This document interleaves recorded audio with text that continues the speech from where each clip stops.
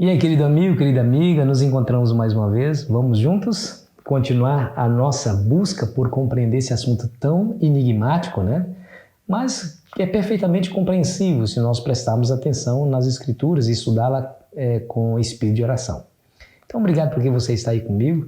Obrigado porque você faz esse trabalho valer a pena quando você prega o Evangelho tomando esse vídeo e o passa adiante. Assim você me ajuda a pregar o Evangelho aqui. Se você ainda não é inscrito no nosso canal, se junte à nossa grande família e não se esqueça de deixar o seu gostei no final do vídeo, tá bom? Os 2.300 dias e o tempo do fim. Olha, seja lá o que for que significa o juízo de Deus, eu preciso, você precisa, nós precisamos estar inteirados a cada detalhe desse juízo, porque nós que seremos julgados. Então, isso diz respeito à nossa própria salvação. Então, deveria nos interessar profundamente. E o fato de você estar aí comigo assistindo esse vídeo demonstra que você realmente interessa. Muito bem. Você se lembra que Daniel teve aquela visão do carneiro com os 2 chifres, o bode com um grande chifre na sua fronte, depois foi quebrado, 4 surgiram no lugar, outro surgiu entre os 4 e tomou todo o poder, se tornou blasfemo contra Deus, subiu até alcançar o príncipe do exército, o príncipe dos príncipes, que é Jesus Cristo. Enfim, nós vimos que essa parte da visão, o anjo foi explicando parte por parte. Quando chegou nas 2.300 tardes e manhãs, ele simplesmente não explicou. Quer dizer, começou a explicar, mas uma explicação superficial. Quer ver? Ó, no capítulo 8, e o versículo 17, 19 e 26 nos mostra a explicação que ele começou a dar. No capítulo 8, versículo 17, 19 e 26. Escute bem. Veio, pois, para perto de onde eu estava. Ao chegar a ele, fiquei amedrontado e prostrei-me com o rosto em terra. Mas ele me disse, entende, filho do homem, pois essa visão se refere ao tempo do fim. É como se ele dissesse, Daniel, se contente.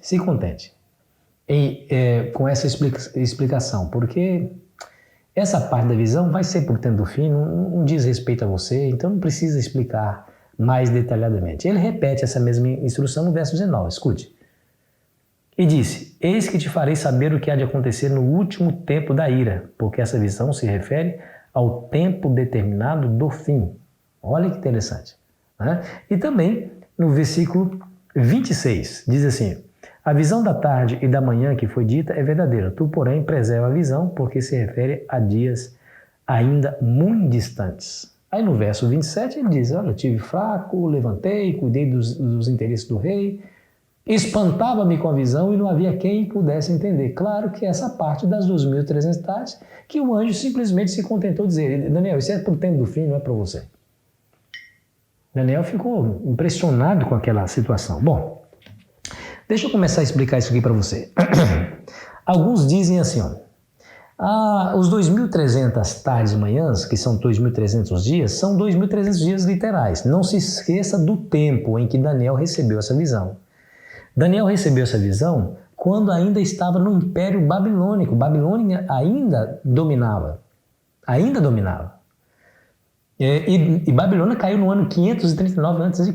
Se os 2.300 anos são literais, isso quer dizer que a profecia, o santuário seria purificado no final de 6 anos. Um pouco mais de 6 anos, dá um pouco mais de 6 anos. Se você pegar 360 dias, que é o ano judaico, e multiplicar por 6, você chega à conta de 2.760 dias. 360 vezes 6 daria 2.160 dias. Então, um pouco mais de 6 anos chegaríamos ao tempo de 2.300 dias.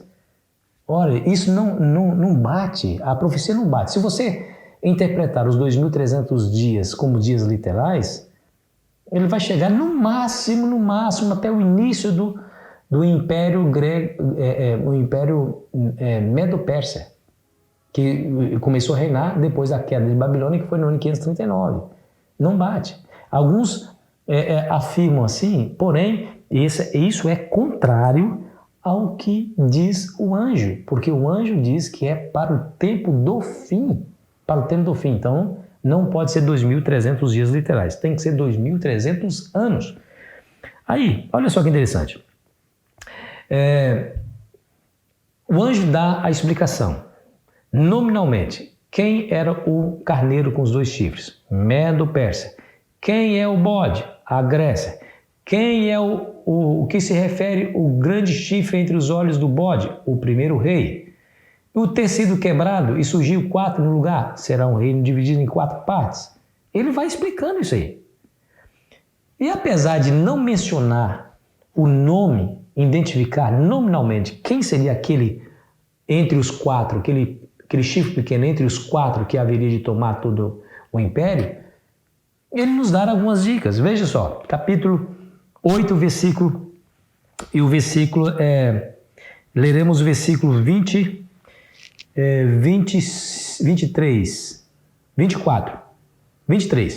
Mas no fim do seu reinado, quando os prevaricadores acabarem, levantar-se-á um rei de feroz catadura e especialista em intrigas.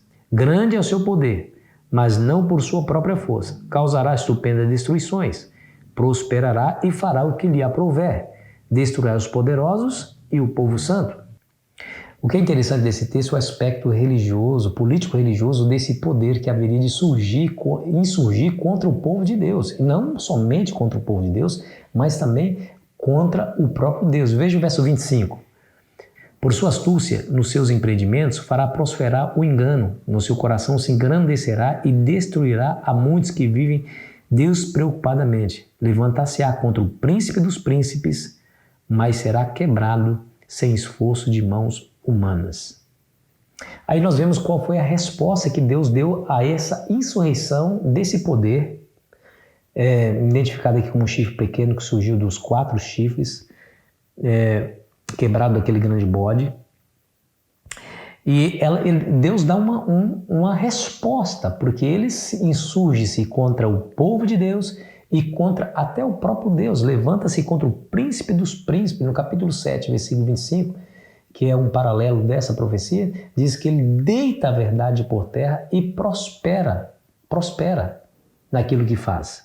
Então, e qual é a resposta de Deus? O verso 26 diz: a visão da tarde e da manhã que foi dita é verdadeira. Tu, porém, preserva a visão, porque se refere a dias muito distantes. Justamente aquela parte da visão que Daniel não havia entendido. O anjo Gabriel dá toda a explicação. Explica quem é o carneiro, quem é o bode, que é um chifre que está na frente daquele bode, o tecido quebrado, surgido 4 no seu lugar, vai explicando parte por parte. E a única parte que fica sem ser explicada é exatamente a parte das 2.300 tardes de manhãs. Daniel começa a orar no capítulo 9, você pode ler aí na sua Bíblia o capítulo 9, pedindo misericórdia para Deus, porque talvez ele estava desconfiado de que a assolação de Jerusalém permaneceria muitos anos, porque o texto, a explicação do anjo diz que referia-se ao tempo do fim, isso quer dizer que para sempre Jerusalém seria destruída, para sempre ela estaria assolada, e ele começa a interceder por Jerusalém. Ó Senhor, perdoa, nós fizemos realmente que é mal diante de seus olhos, mas o Senhor é grande em misericórdia, de bondade, perdoa, Senhor. Olha para a cidade que se chama pelo seu nome. Aí no capítulo 9, o anjo que lhe apareceu para explicar o capítulo 8, aí no capítulo 9, ele aparece novamente no verso 23 e diz assim, ó: no princípio da sua súplica saiu a ordem e eu vim para te declarar, porque és muito amado. Considera, pois, a coisa e entende a visão. Que visão? Obviamente a visão dos 2.300 tardes e manhãs que nós iremos estudar com mais profundidade amanhã, no estudo de amanhã. Você percebeu, queridos? Esse é o panorâmico histórico das 2.300 tardes de manhãs, dessa profecia enigmática que Deus mandou para Daniel. Deus ama Daniel tanto, mas ama que ele poderia ter se contentado, Daniel, né? Já que se refere a dias muito distantes, então eu nem vou perguntar o que significa isso. Mas como ele interpretou mal, achando que Deus estava se referindo à assolação de Jerusalém, que ela permaneceria assolada durante 2.300 tardes de manhãs, ou seja, até o tempo do fim, e por ser ele muito amado pelo céu, veio o anjo para lhe dar a explicação da visão, a parte daquela visão que ele não havia entendido, que é a visão dos 2.300 tardes e manhãs ou 2.300 dias. E isso lhe satisfez. E amanhã, meu amigo, nós vamos entrar mais profundamente nessa parte da profecia, que você vai ver coisas extraordinárias, como que Deus revela coisas extraordinárias para o seu servo Daniel. Querido amigo, querida amiga, se percebe como que Deus se interessa pelo que acontece aqui nessa terra, pela relação que ele tinha com Daniel. Daniel pediu a interpretação e o anjo veio e disse: eu vou te fazer entender a visão, porque você é muito amado. Olha a ligação do céu com a terra aqui. Aqui na terra havia um homem chamado Daniel, que era muito amado por Deus, que fez um pedido para Deus e Deus prontamente atendeu esse pedido.